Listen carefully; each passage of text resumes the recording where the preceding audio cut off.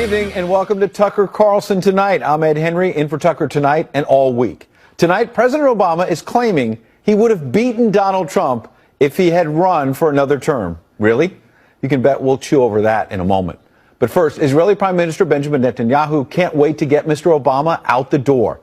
Netanyahu says he has, quote, ironclad info showing the president helped craft that UN resolution condemning Israeli settlements. Despite White House efforts to downplay all of this, Netanyahu today unleashed his fury, declaring it was the administration that initiated, stood behind, and coordinated the wording of that resolution. Here's what the prime minister told his cabinet.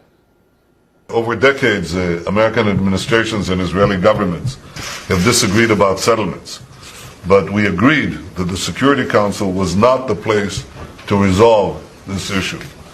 We knew that going there would make negotiations harder and drive peace further away. And as I told John Kerry on Thursday, friends don't take friends to the Security Council. I look forward to working with those friends and with the new administration when it takes office next month. So why did the president, in the estimation of even liberal publications like the New York Daily News, betray Israel? Here are some blistering comments from a usually loyal Democrat, Harvard Law professor Alan Dershowitz, who sat down with me today on Fox and Friends and revealed an intense private conversation he had with President Obama. He called me into the Oval Office before the election, and he said to me, Alan, I want your support, and I have to tell you, I will always have Israel's back. I didn't realize what he meant is that he would have his back to stab them in the back, and he just stabbed them in the back. And this will make peace much more difficult to achieve. Let's bring in John Bolton, former U.S. ambassador to the United Nations. Good evening, Ambassador. Merry Christmas. And I wonder, do you believe this was President Obama stabbing the prime minister and Israel by extension in the back? No, I think he was stabbing Israel in the front. I think this was clearly intended to do much more than affect the issue of Israeli settlements.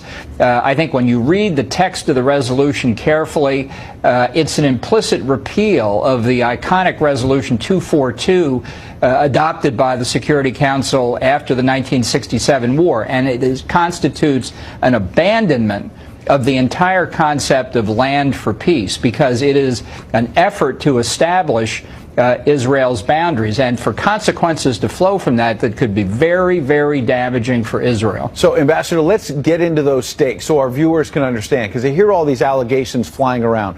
What practical impact do you think this resolution will actually have that will make Israeli-Palestinian peace even harder than it was a few days ago? Look, the issue in all of the conflicts that have arisen since Israel's independence in 1948 has been over what to do with the League of Nations Palestine mandate. And 242, the resolution passed in 1967, basically said Israel can take the land that it got then, and then in addition in the 1973 war, and give it back to Arab countries in exchange for peace. That's what land for peace means. But if you don't have the land legitimately, you can't give it back. So this resolution, in effect, is saying, forget the war, forget all the efforts to destroy Israel. Its borders are the 67 lines, except where there's mutual agreement, which is a triviality. That's the same thing the United States and Canada would do over an incidental border dispute. So really, by setting the border, you're saying anything Israel does outside that border that dissatisfies somebody can be the basis for economic sanctions against Israel, the whole boycott, sanctions, disinvestment movement, potentially subject to war crimes prosecution at the International Criminal Court. Israel's got some protection under a Trump administration that can veto any resolution to expand this new resolution or to implement it. But there are countless UN bodies that can proceed on their own. And the real fear I have right now is national sanctions or European Union sanctions leveled against Israel based on the express language of Friday's resolution. Wow. But I want to pressure on that point, though, because those sanctions sound ominous potentially for Israel. But on the other hand, you and other conservatives tend to say that the UN is a toothless tiger, that what they say ends up meaning very little in the long run.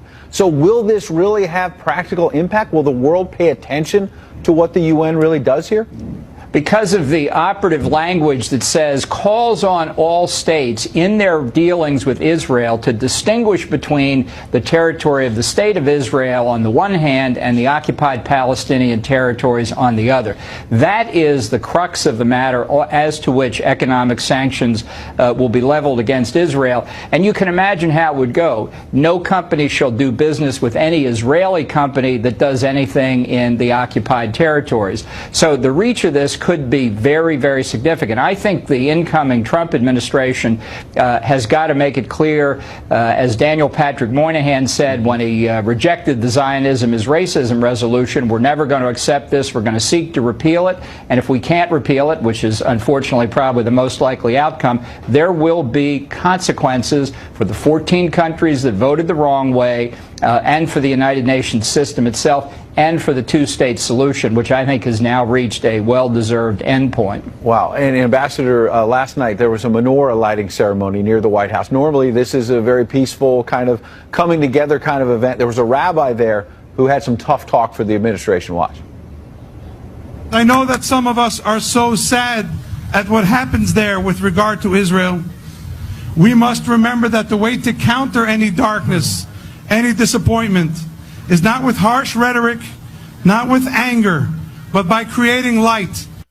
You can hear there that even at this ceremony, they were saying, you know, the administration, this tough rhetoric, this tough stance against Israel, and what was encouraged by other nations there could end up backfiring. And I wonder what you think about that. Well, I think the consequence of the resolution is going to cause a lot of people in the United States in particular to wake up to the political rhetoric we hear so often in this country. We've got Israel's back, the strongest relationship in the world. You know, unless you're prepared to do something about it, I think that's exposed as hollow rhetoric. So, as I say, I think the two-state solution is now exposed for the failure that it is. I think the overwhelming majority of Americans believe the UN had no place in this affair, that, as we have said on a bipartisan basis for decades, the parties themselves have to reach agreement. So I think the consequences are going to go well beyond this effort to harm Israel. Big story tonight, Ambassador. We'll see whether Republicans in Congress follow through on some of these threats to actually take money away from the UN. They've threatened that before and not followed through. We'll see if they do that. Thanks for joining us tonight. Well, they have followed through in some cases, so we will see. Yeah. Thanks, Ambassador. Appreciate it. Thank you. The president-elect is still working out of his Southern Transition headquarters, his mansion in Palm Beach, Florida. That's where we find Fox News correspondent Peter Doocy. Peter, some action today, some staff intrigue, to say the least, Peter. A lot going on here in Palm Beach. Okay, it looks like he had a little difficulty down there in Florida. Obviously, we'll try to get back to Peter in just a moment. It's now less than a month until Inauguration Day, but some people are wondering, will President Obama ever actually leave? This is what the president told David Axelrod for his podcast, The Axe Files. The majority does buy into the notion of a one America that is tolerant and diverse and open. I'm confident that if I had run again and articulated it, I think I could have mobilized a majority of the American people to rally behind it. He thinks he could have won. Democratic strategist Jessica Ehrlich joins us tonight from Florida. Jessica, it's good to see you. It almost sounds Trumpian. If I ran again, you would get tired of all this winning. I'm Barack Obama, and I would keep on winning. Well, I think actually the president's been saying that through the last at least 6 months. I mean, he did have, record-breaking approval ratings, especially in this last term, in this last year as president. And I think he's been very confident and expressed this over and over, as we've seen in the last year, that if he could, run again and be doing it on his own, then things would be very different than they are right now. But Jessica, that being said, yeah. Is that confidence or is that gracious. Arrogance? Is that confidence or arrogance? I think it's a little bit of both, but certainly he's, allowed that. He's had 8 years of being president with definitely setting records. He was the first African American elected as president of the United States. I mean, he's done things that, no one else has done, whether you like them or not, and has really been able to achieve quite a bit during his time. And I think, he has, a moment now where he can sort of look back on the last 8 years. And I think also now we're going to see him moving towards what his legacy will be and how he wants to structure that going forward, what things will look like. He's still relatively a young man, and there's a lot ahead of him. So what that looks like, will be interesting to see. But certainly, I think he's going to spend a lot of time sort of protecting his legacy. Well, Jessica, I listened closely a moment ago when you said if he had been on his own, he could have won. It seemed like you're suggesting, as other Democrats and Republicans have, that Hillary Clinton was a bad candidate, and if only Barack Obama didn't have that tether, if he ran directly against Donald Trump, you think he might have won? Well, I think it's a possibility. I don't think that, Hillary Clinton was a bad candidate. I think it was a very difficult time. I think there was a lot of baggage and things where she got, took a lot of hits for it. There are a lot of issues that went into her campaign and why she lost. Certainly, this was an election unlike anything that we have seen, certainly in the last, century. Whether Obama would have been able to beat Donald Trump, there's a good possibility, but who can say how he would have handled the slings and arrows? I mean, there's a lot of animosity between those two men. However, they've really sort of seemed to put that aside. I mean, even Trump has said that during this transition, Obama has been nothing but gracious, that Michelle Obama has been very gracious. They've been very open and helpful to him and his transition team. So, I think now he's just sort of enjoying the glow of, his presidency being over, maybe no more gray hairs in the future. Well, it's interesting because you mentioned that positive transition, and Donald Trump has had a lot of good things to say about both Barack and Michelle Obama. Then you look at what happened at the UN. You look at Barack Obama now in this interview with David Axelrod, his old campaign manager and strategist, saying, look, I probably could have beaten Trump. It's no wonder Donald Trump a short time ago went on Twitter and said, quote, President Obama said that he thinks he would have won against me. He should say that, but I say no way. Jobs leaving, ISIS, O'Care, as in Obamacare, etc. I also find it intriguing. Listen, Barack Obama is now trying to say, look, I wasn't on the ballot. This was about Hillary Clinton, not me. Look what he said actually during the campaign. We checked. I may not be on the ballot this time, but everything we've done's been on the ballot. So he said then to voters going to the polls, I'm not on the ballot, but my policies, my agenda, it's on the ballot. He said that both in the 2014 midterms and lost, and he said it in 2016, and Democrats lost, Jessica.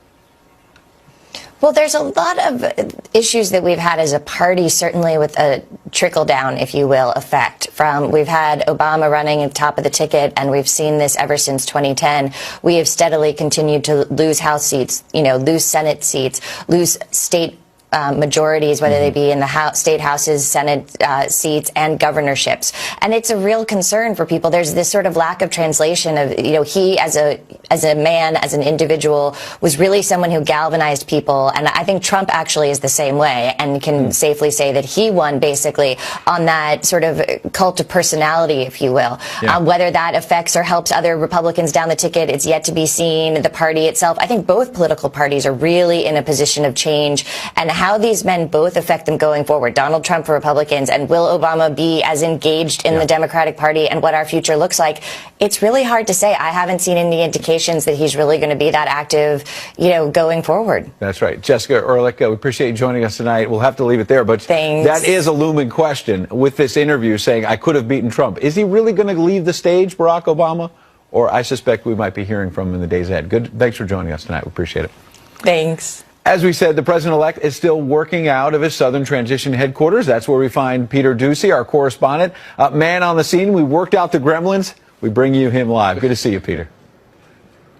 Good to see you too, Ed. And over the last couple days, we have seen President Obama say he thinks that he could win a third term if he was allowed to run. And we've also heard a key member of his national security team, Ben Rhodes, come out with a message seemingly directed at the president-elect, where he says, there's only one president at a time. Well, the president-elect pays attention to stuff like that, and we know that because he tweeted just a little while ago to say, President Obama said that he thinks he would have won against me. He should say that, but I say no way. Jobs leaving, ISIS, O'Care, etc. Mr. Trump is also weighing in on that anti-Israel motion that was basically endorsed by the Obama White House that a lot of Israel experts say was basically just a move to make a mess for Mr. Obama's successor. And so Trump's got another tweet. He says this: "The United Nations has such great potential, but right now it's just a club for people to get together, talk, and have a good time. So sad." There was also a surprising staff announcement over the holiday weekend. The communications director for the campaign and the transition, who had just been named at the end of last week to the same important title in the next White House, says he doesn't want the job. Jason Miller put out a statement that he wants to put his family first, explaining that, quote, "This is not the right time to start a new job as demanding as White House communications director. My wife and I are also excited about the arrival of our second daughter in January, and I need to put them in front of my career." The most activity we saw in or around Mar-a-Lago over the weekend was when the Trumps went to church and got a standing ovation from Palm Beach parishioners at a midnight mass. The president-elect and future first lady went to the same church they got married in more than a decade ago. But since it's been quiet around here, things are expected to start picking up again soon, though. We're told there will be staff meetings tomorrow, and then on Wednesday, Mr. Trump is going to have a full schedule down here in Florida as he tries to fill out the rest of his cabinet that still needs an agriculture secretary and a VA secretary. Ed? A lot of work ahead, unlike those UN guys you were talking about sitting around in a club not doing anything. Peter Ducey's our man who's working hard. We appreciate seeing you tonight. We'll see you tomorrow night, Peter. And now, yes, it's time for Twitter Storm, our nightly forecast of social media's most powerful weather patterns. The Republican National Committee is in the eye of tonight's storm over, of all things, its statement about Christmas. Yes, Christmas, which read in part, quote, "Over 2 millennia ago, a new hope was born into the world, a Savior who would offer the promise of salvation to all mankind. Just as the 3 wise men did on that night, this Christmas heralds a time to celebrate the good news of a new king." An obvious reference, of course, to Donald Trump, the king, right? Wait, it's not? Wait. It's clearly an innocent reference to Jesus Christ. I mean, there's a Christmas carol, isn't there? "Hark the herald angels sing," with that line about, quote, "glory to the newborn king." Oh, right, no biggie, bro. But, of course, the Twitterverse lost it. John Weaver, advisor to John Kasich, we should note, a never-Trumper, tweeted, quote, "Dear RNC, we didn't have a new king. We don't have a new king. What the hell is wrong with you people?" Come on, John. They're not playing Hark the Herald Angels Sing by you this year? Apparently not. Simmer Aluwala said, quote, "The RNC must have Christmas and April Fools confused because they just compared Trump to Jesus and said he was our new king." RNC spokesman Sean Spicer, who's going to be the White House press secretary, later clarified that new king was a reference to Jesus, not Trump. Many on Twitter said they knew that in the first place. Bill Mitchell tweeted, "Anyone criticizing Reince Priebus's new king comment knows nothing about Christianity or Christmas." Mary Stowell said, "It's clear to me that the new king is Jesus, not Trump. What is the matter with you people?"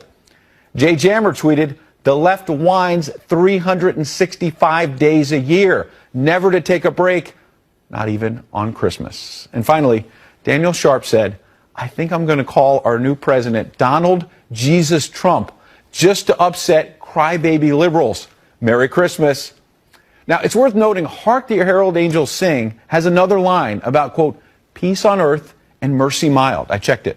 But sometimes we seem to forget that on social media. That's tonight's Twitter Storm.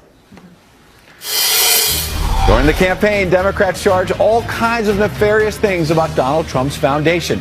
He denied that, but this weekend said, okay, fine, let's dissolve it to avoid conflicts. So why are Democrats still mad? Also, Mike Rowe has taken on all types of dirty jobs. But what does he think about the opportunities that are now available in the current U.S. job market, specifically small businesses? Mike Rowe's recent talk with Tucker is coming up next. President-elect Donald Trump announcing plans this weekend to shut down his charitable foundation to avoid conflicts of interest. But some Democrats still not satisfied. New York's Attorney General, a Democrat, says the Trump Foundation is under investigation and can't officially be shut down until that probe is over. And the Democratic National Committee is calling the Trump Foundation announcement, quote, a wilted fig leaf to cover up his remaining conflicts of interest and his pitiful record of charitable giving. Joining us now, Guy Benson, townhall.com political editor, and Emily Shire, political director at The Bustle. Good to see you both. Merry Christmas. Emily, is this a situation where Democrats, no matter what Donald Trump does, just won't be satisfied? No, I think it's very simple what he needs to do. He needs to divest and put his assets in a blind trust. And until he does that, I think Democrats will keep hammering But that's him. the business side of this, right? What about, let's start with the charitable, and we'll get to your point on that. Well, so it's not clear how separate the business and the charitable were. He has admitted to self-dealing on IRS farms. The Washington Post reported 2 clear incidences where he used the Trump Foundation to pay off and settle lawsuits against his personal businesses. So it's not so simple to tease those out. Guy, what do you say? Well, I think that some of the Washington Post reporting was very good journalism and did raise some serious questions about some of the ethics involved, where that money was coming from and where it was going from the Trump Foundation. I think given all of that murkiness, it's the right thing for Trump to shut this thing down, which he's attempting to do. Now, what the Attorney General, a Democrat here in New York, is saying is, well, not so fast. As long as the investigation is open, the foundation has to remain open. If that's the case, then Trump can basically shutter the place, right? Shut down all activity and say, we'll technically keep it in existence, but for all intents and purposes, it's closed. And it seems like that's what they're doing, which is So that's what I want to stick to the narrow point, Emily. Then we can talk about the business, but why not let him shut down the foundation? It doesn't mean he's erasing all the files from before. If the Attorney General of New York wants to investigate that for another month, another year, he obviously can do that, has the power to do that. But why not let him say, look, I'm pulling the plug on the foundation? Well, the Attorney General is doing his job and needs to be able to access everything regarding the foundation. I might also add that it seems pretty clear the Donald Trump Foundation has not actually done much in the way of charitable giving. So what Donald Trump means by shutting it down is also not totally clear when it seems pretty evident that he himself has not made personal contributions and that the foundation has not done much in the way of charity work. But if it hasn't done much, why are Democrats so exercised about it? That's part of what I don't understand. I think they're exercised about it because they need to make sure they have everything available to continue their investigation. The investigation started in October, and I think they're also exercised about it because, you know, the wilted fig leaf problem, that this is just one tiny detail in the mountain of conflict of interest concerns. And frankly, it's a distraction. If Donald Trump wants to offer this as a small bone when there's so many other deep conflict of interest concerns about his hotel, about the fact I'm going to get Guy in here, but again, you're not answering my question about, so Donald Trump has this one issue of the foundation. He says, all right, let me shut that down, and then we'll focus on the business. He's going to have this news conference in the new year. But then you say he shouldn't do that because we still got to figure this other stuff out. Why can't he close one door? He shouldn't officially shut it down until the Attorney General has finished his investigation into it. Again, it's not clear that Donald Trump's foundation is doing a whole lot of good as is, and so when he means shutting it down, what will that exactly entail? I get the sense Democrats are, no matter what, Donald Trump does one thing here, another thing pops up here. However, to Emily's point, that's partisan politics. To be fair to Emily, he has business issues he has to deal with and has not dealt with yet. As a Republican, does that concern you? Well, sure. Yeah, I mean, because we were saying all along, conservatives were saying in a case against Hillary Clinton, you can't have a State Department for profit and all this double dealing, and you can't have a presidency for profit either. So I understand the little statement, the cute statement the DNC put out about the wilted fig leaf. As far as the foundation goes, this is the appropriate move from the Trump people. The AG here can do whatever they want, although they turned a blind eye to a lot of the Clinton stuff because he's a Democrat. That being said, the next step is what happens with the businesses and how can he disentangle himself from his business interests? Those are very serious questions. Those should not be partisan questions. We were supposed to hear details this month. It got punted to next month. That's fine. Let's wait and see what the Trump people come up with. I hope it's something like a blind trust. That is appropriate. So as a conservative, you were being honest that you have concerns, and here's what you think a blind trust will answer that. As someone on the left, do you think that a blind trust will solve this for Donald Trump, or will be a goalpost that keeps moving? Well, that's not good enough. Or is a blind trust good enough? No, I think that a blind trust would take care of many of the problems. So far, Donald Trump has not shown that he will put it in a true blind trust or that he does not know exactly what a blind trust entails. All right. Emily, Guy, appreciate you both coming in. Thanks, Ed. And President-elect Trump tweets about just about everything, and even nuclear arms. And that has liberals, well, up in arms. But are the tweets really that radioactive? We'll debate it. Fair and Balanced next. We may be used to getting used to seeing it. President-elect Donald Trump making foreign policy announcements and pronouncements on Twitter.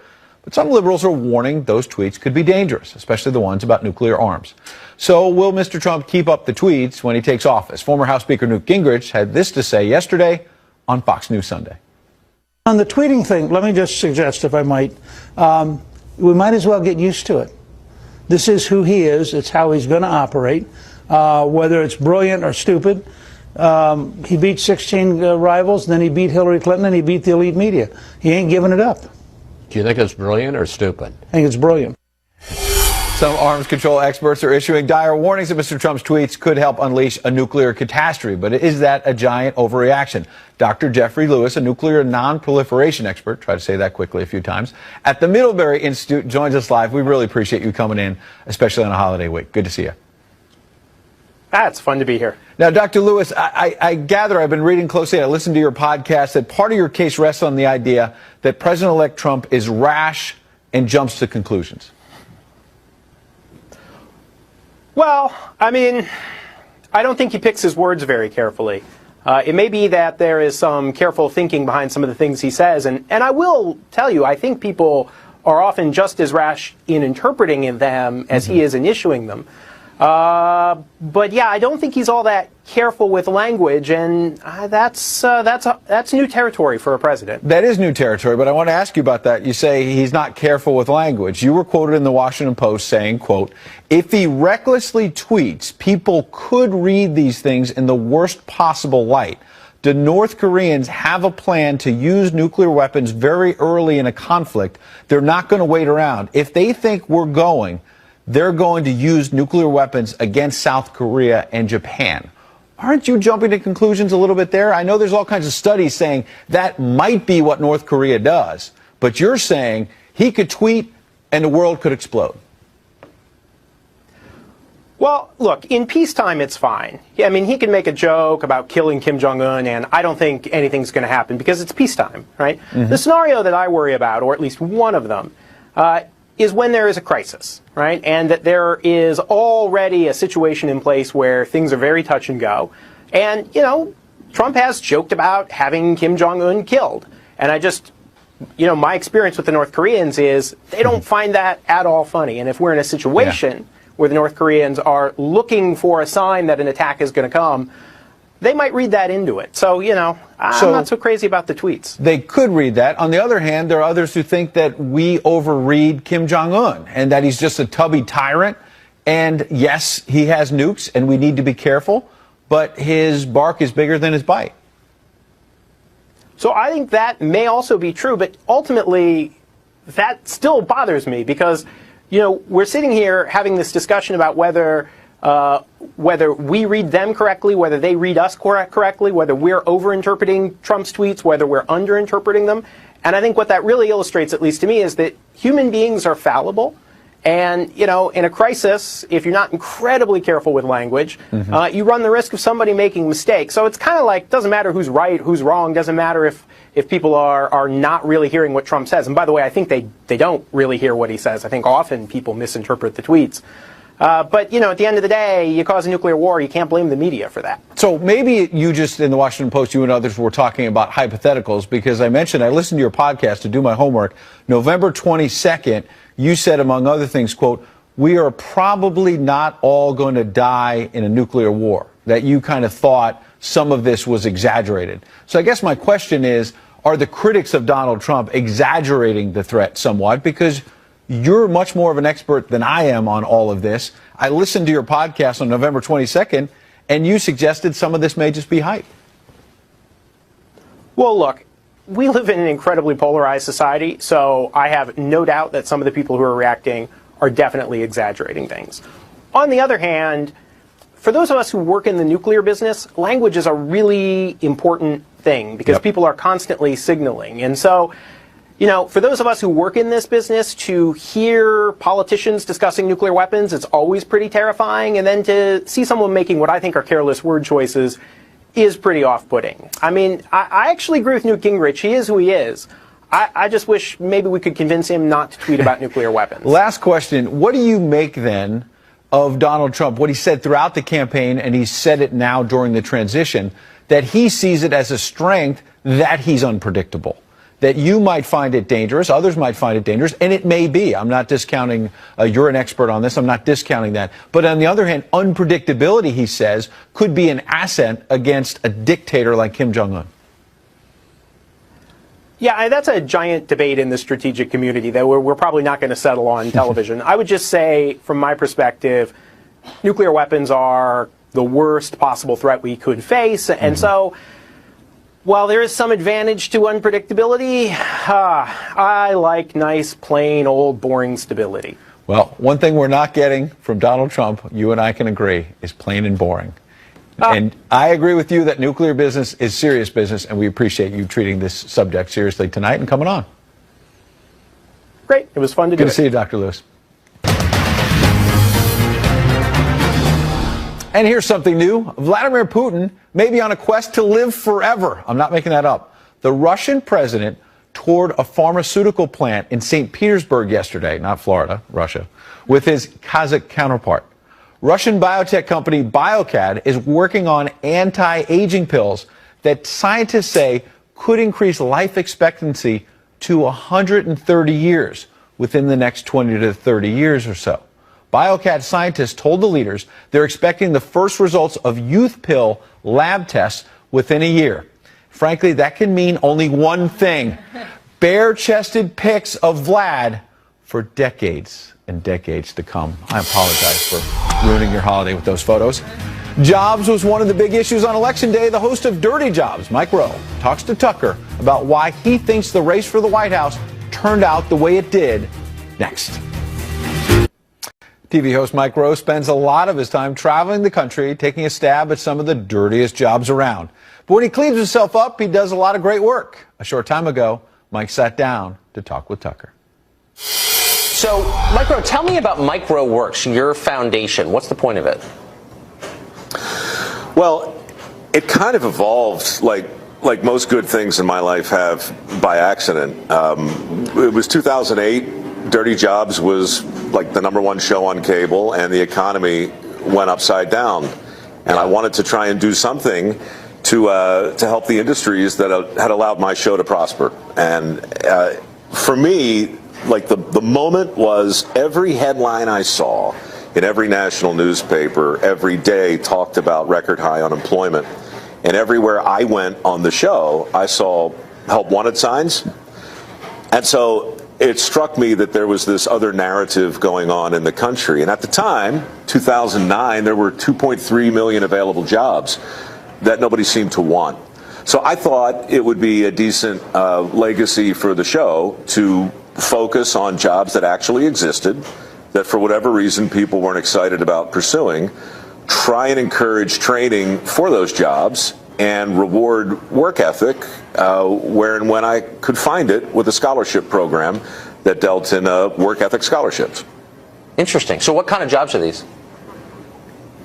Well, it's the typical technical trade construction jobs. Right now, welding has got to be near the top of the list. The need for welders is shocking. We can't train them fast enough, and the success stories that come back as a result are almost mind-bending. HVAC is big, plumbing is big, electrical is big. So you've got maybe half a dozen traditional trades.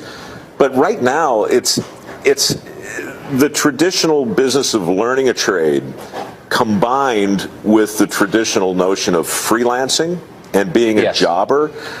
I think that's really for sale, and people don't quite realize it yet, but the traditional model is fading away, and the security blanket that we all grew up assuming was going to be there is fading away. So the real opportunities today, and the ones people never talk about, it's the path that a trade can lead you to vis-a-vis a small business and an entrepreneur. So back to welding. Give us a sense of the economics of welding. If you're a 25-year-old American who learns how to weld, different kinds of welding, what can you expect to make? Do you have a pretty secure job path ahead of you? Yeah, look, it's hard to be glib and just tell you. I mean, I can tell you what the statistics say, but the truth is, there's a geographical component. A welder in Newport News is going to do very different than a welder in San Diego, and a welder up in North Dakota right now can basically write his or her own ticket. So it kind of depends where you're willing to go. But my foundation has trained kids to weld who have through maybe an 18-month certification program.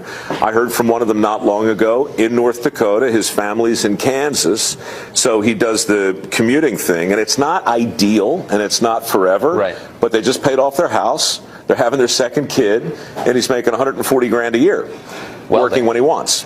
Yeah. Yeah, that kid should be on a poster. That guy, you know, in fact, there was an article in the Journal about a year and a half ago called The $100,000 Welder, where they profiled people all over the place.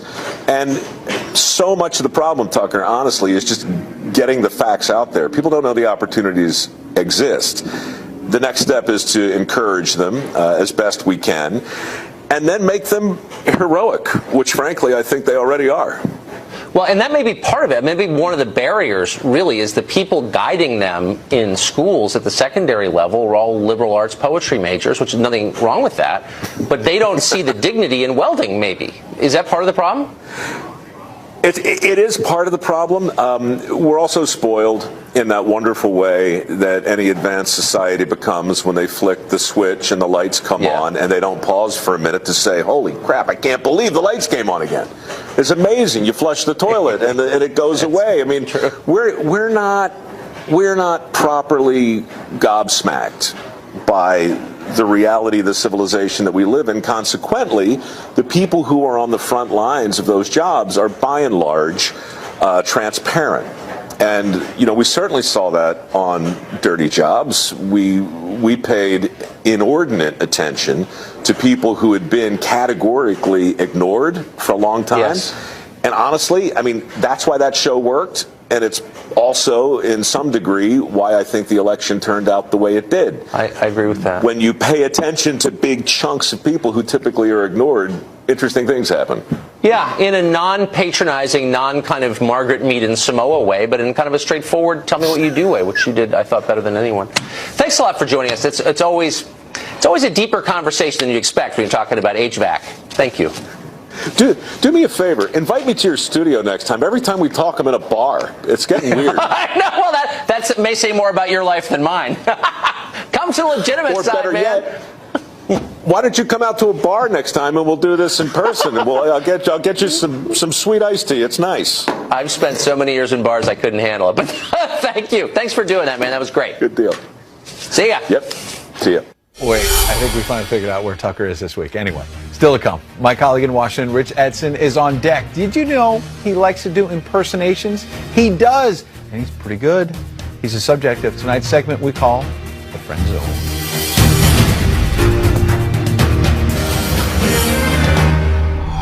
Oh la la! Oh well. King in the castle, king in the castle. Have a chair, I have a chair. It's time now for the Friend Zone. I played that because one of the kings of our D.C. castle, correspondent Rich Edson, is here. Rich, is there anything else you have in common with Borat?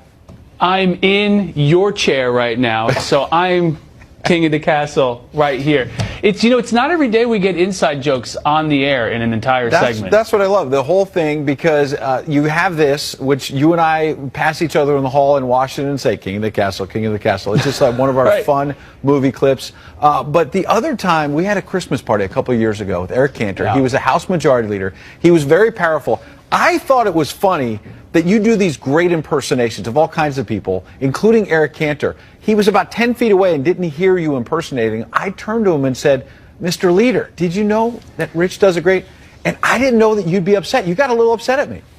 Oh, no, I didn't get it. Well, you had just gotten to D.C., and this is, we talked to each other a little bit, but this was the big introduction now, like, oh, hey, Mr. Majority Leader, Edson over here does a great impersonation of you. And, people usually love when you do impersonations of him. But the best part of that whole thing is I did the impersonation, and he was very gracious, and he laughed about it. And then the whole Capitol Hill press corps just starts piling on the guy, like, no, you do this. This is what you do. No, you got to do it like this. So we have a clip, not of you, but of Eric Cantor. Let's just play this real quick of how he speaks. Look, obviously we came up short. Look, obviously we came up short. Look, obviously we came up short. Now, I played that in a loop because we were trying to find a time where he said, look. And so he had that drawl from Richmond. So I'm going to ask you to show our viewers, how did you come up with the Eric Cantor impersonation? Give us a line. It's just that's the word you have to look, and it's a look. We had look, and that's and then you take it from there. It's like the trigger almost. Right. Right, and then you launch into it from there. And I was a reporter in Savannah for a couple of years. Yeah. And so, you're just immersed in the Southern accent, then you just kind of adjust it from there for Richmond, the farther you go north. And so I thought it'd be really fun, and it turned out to be fun, but I think you were just a little concerned that, you cover the man, he's very powerful, and people, as you kind of said tongue-in-cheek, they don't always like impersonations because you're kind of sort of making fun of them. Right. And then I was worried I wouldn't get invited to next year's holiday party. Did you get invited? I'm not sure. I don't remember if I was or you not. off the list? I don't know. I think I might have been. No, he was, cool with it the whole time. But so, Rich, at the time you were at the Fox Business Network. You've now come over to Fox News Channel. We're all one big happy family. What do you see as the biggest difference? What's it been like transitioning? The biggest difference is it's, the type of stories that you cover, right? I mean, you look for a business angle in everything you do when you're covering politics in Washington. You cover spending, you cover taxes. And we still do that here at the News Channel. But, when I find myself covering rides to Milwaukee and Ferguson and interviewing the Secretary of State or doing presidential trips, it's a little bit wider of a net when you're general assignment at the News Channel. It certainly is, and you do a great job. And I wonder, how do you think Borat would approach an interview with the Secretary of State? Can you give us 10 seconds of that? I think he would just sit down and he'd let the Secretary of State know he's king of the castle. Rich, we love you at the Fox Are we News. doing this on air? This is live right now, happening? Rich. Okay. We love All your right. impersonations. We wish you a Merry Christmas, and this is why you're one of my friends. You too, buddy. I only have a couple, but you're one of them. Thanks, man. Thanks, buddy. Rich Edson, thanks for entering the Friend Zone. And we'll close things out with what our viewers found in media bias. News abuse is next.